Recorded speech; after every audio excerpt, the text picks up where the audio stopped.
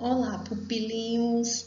Na aula de hoje, vamos falar sobre o período literário que ficou conhecido como quinhentismo, que são os registros encontrados no período que se refere a 1500 a 1600, bem ali na época em que os portugueses estavam chegando aqui ao Brasil, tá? Esse período é chamado de quinhentismo porque faz referência a esse ano, né, 1500, que é o ano do achamento do Brasil aí. E digamos assim que esse tempo em que todos os registros têm como função informar o rei de Portugal sobre o Novo Mundo ocorreu no século XVI, precisamente 1500 a 1601. Vamos conhecer um pouco mais sobre esse período, tá? A visão do homem europeu sobre o Brasil é a marca do quinhentismo, um movimento literário que teve início em 1500. Então, a gente já fica sabendo aqui, ó, que esse quinhentismo vem de referência a 1500. Vale lembrar que o quinhentismo brasileiro ocorreu paralelo ao classicismo português, e o nome do período refere-se à data de início, que é 1500, como nós já falamos anteriormente. Por isso, chamado de quinhentismo. É um período literário que reúne relatos de viagem com características informativas e descritivas. Eram apenas relatos de viagem, né? São textos que descrevem as terras descobertas pelos portugueses no século XVI, desde a fauna, a flora e seu povo. Então, aqui vejamos, 1500, né? Os portugueses chegam ao Brasil. E daí eles começam a escrever sobre tudo aquilo que estão encontrando na Terra Nova, no Mundo Novo. Ou seja, eles escrevem sobre a fauna, a flora, o povo, a natureza e assim sucessivamente. E todos esses escritos desse período, né, que foram encontrados aí no século XVI, foram reunidos, né, e originaram aquilo que nós chamamos de literatura quinhentista, ou até mesmo literatura de informação. Nós vamos encontrar por aí alguns livros que chamam esse período, ou melhor, que chamam os registros encontrados desse período de literatura de informação, porque eram sim relatos de caráter informativos e descritivos. Quinhentismo no Brasil. Com a chegada dos portugueses em território brasileiro, em 1500, as terras encontradas foram relatadas pelos escrivães que acompanhavam os navios.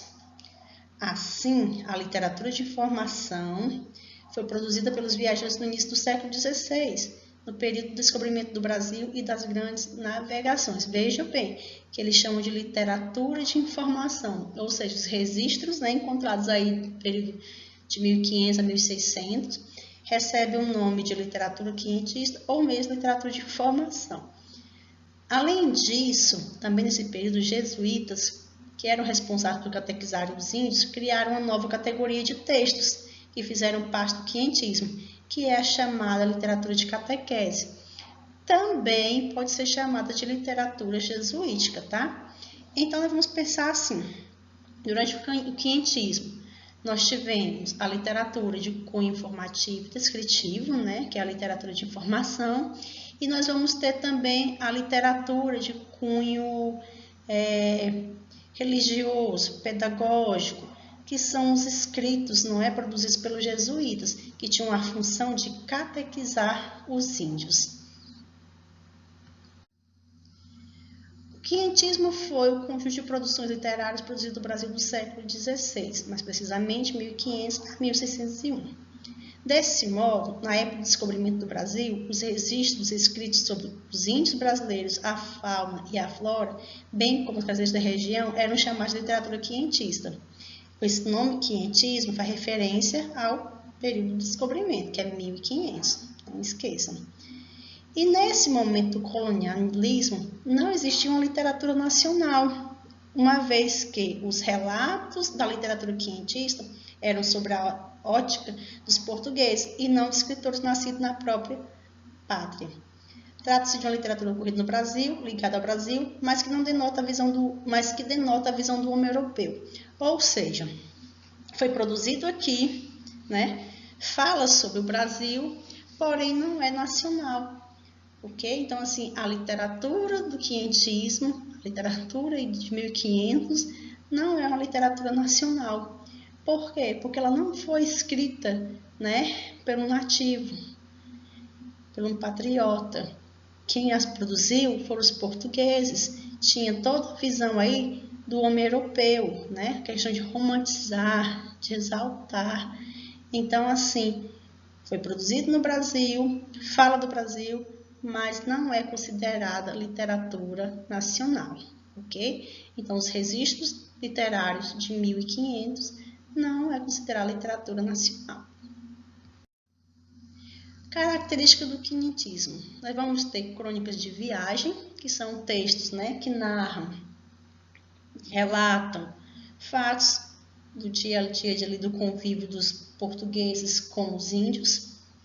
Textos de caráter descritivos e informativos, né, eles tinham como objetivo descrever o que é que encontrava para manter o rei de Portugal, que era Dom Manuel I, informado, né? A conquista material e espiritual, uso de linguagem simples, um português bem simples, ali para que todos conseguissem compreender as informações, utilização de adjetivos, tudo que eles iam produzir utilizavam muitos adjetivos, no intuito de enaltecer, exaltar a terra, né? Além disso, esses textos tinham caráter documental e religioso. Por quê? Porque além de registrar informações, né, que é a literatura de informação, nós temos também a literatura de catequese, que é a literatura jesuítica, que tem um caráter religioso e pedagógico. Manifestações literárias do quinhentismo.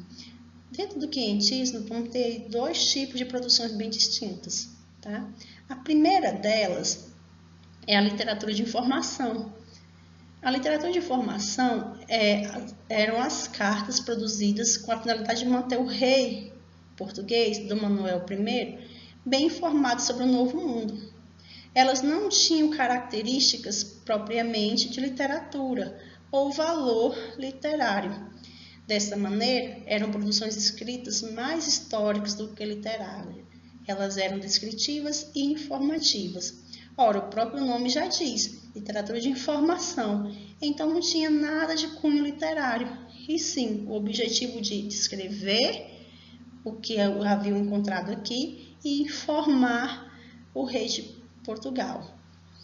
Nesse período, né, do quinhentismo e a literatura de informação, dois portugueses merecem destaque, porque eles foram os que mais contribuíram para os registros literários desse período.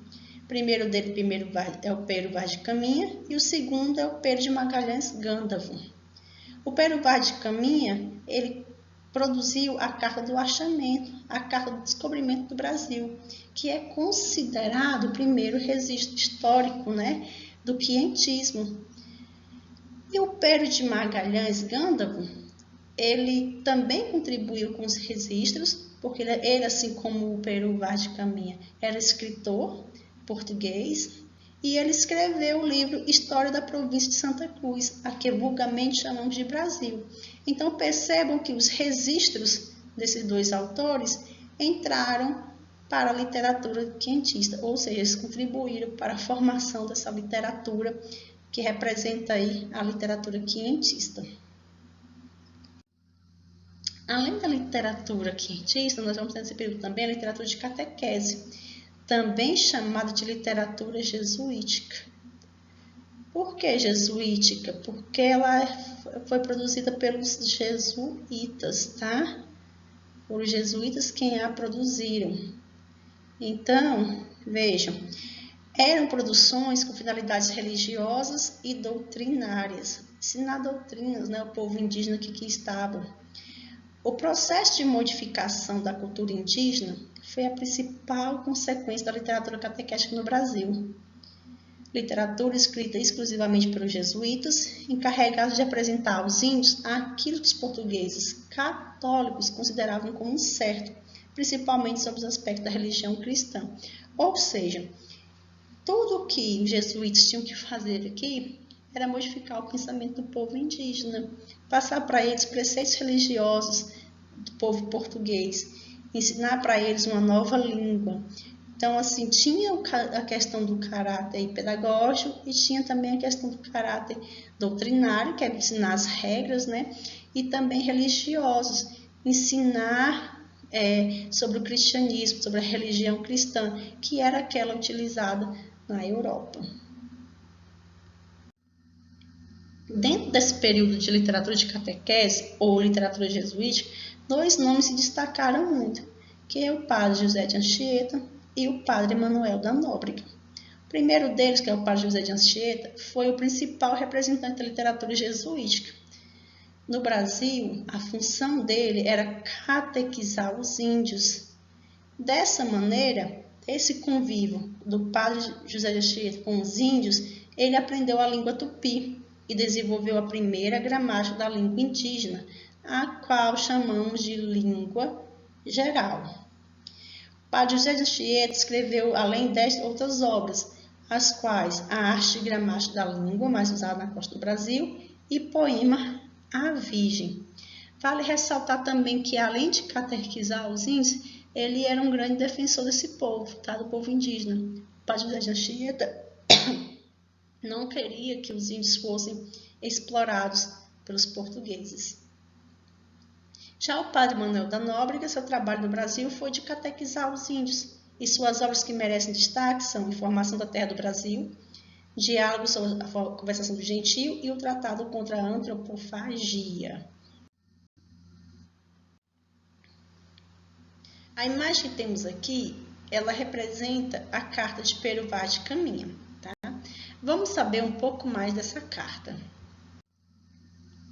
A carta de Pero Vaz de Caminha foi produzida em 1º de maio de 1500, na Bahia, pelo escrivão português Pero Vaz de Caminha. Essa carta, ela é denominada de Carta do Descobrimento do Brasil.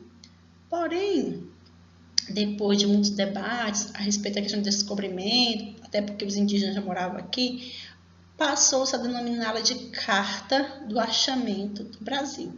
Então, de Carta do Descobrimento, passou-se a denominar Carta do Achamento, tá? A carta, ela inaugurou a literatura quinhentista, ou seja, é o nosso primeiro registro literário do período de 1500, século XVI. Ela é de cunho histórico no Brasil. O intuito principal dela era descrever sobre as novas terras encontradas além mar. Por isso, o conteúdo da carta reunia as impressões de Pero Vaz de Caminha sobre o Brasil e, portanto, tinha um caráter subjetivo. Lembra que eu falei que uma das características do quinhentismo é o uso de adjetivos? Percebo que está ligado com essa questão aqui de subjetividade. Por quê? Porque a carta foi escrita sobre o olhar do Pero Vaz de Caminha. É o que ele achou, eram as impressões dele. Por isso a questão do uso de adjetivos. Tudo muito belo, tudo muito bonito, exaltação da natureza, exaltação da terra. Tá? Tinha aí um caráter subjetivo, eram as impressões pessoais de Pero Vaz de Caminha. Ela foi escrita em prosa e numa linguagem simples, e a carta tinha 7 folhas, cada qual dividida em 4 páginas. Nós temos aqui um trecho dessa carta, a Carta do Achamento. Vamos fazer a leitura dela. E uma daquelas moças era toda tinta de fundo acima daquela tintura, a qual, certo, era tão bem feita e tão redonda a sua vergonha, que ela não tinha, tão graciosa, que há muitas mulheres de nossa terra, vendo tais feições, fizeram a vergonha por não terem a sua como ela. O capitão, quando eles vieram, estava sentado em uma cadeira e uma catifa aos pés postrados, e bem vestido com um coladouro muito grande ao pescoço. Um deles, porém, pôs olho no colar do capitão e começou a acenar com a mão para a terra e depois para o colar, como que nos dizia que havia em terra ouro.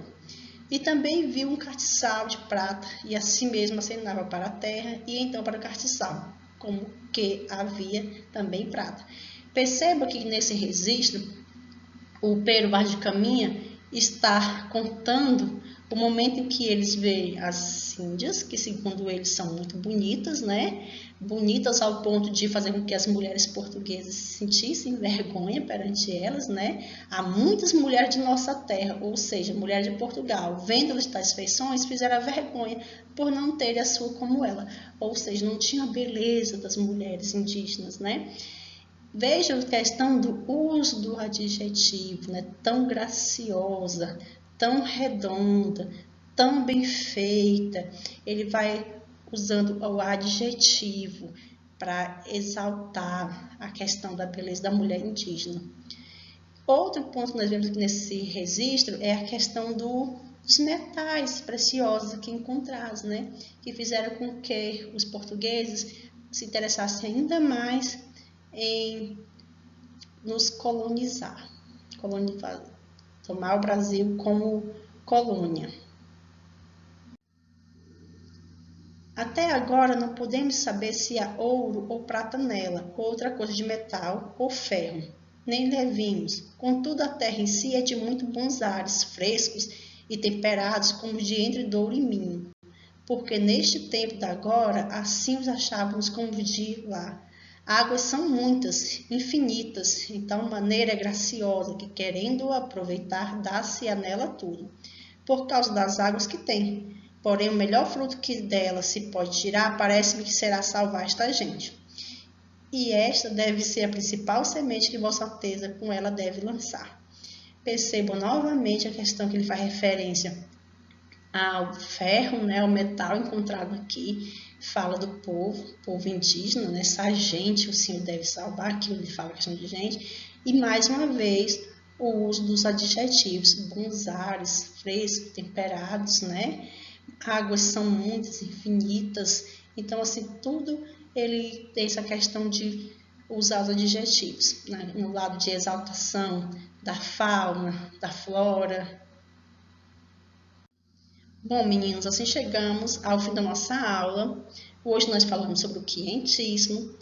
Tem esse nome de quientismo porque se refere ao período de 1500, que é o período em que os portugueses chegam ao Brasil.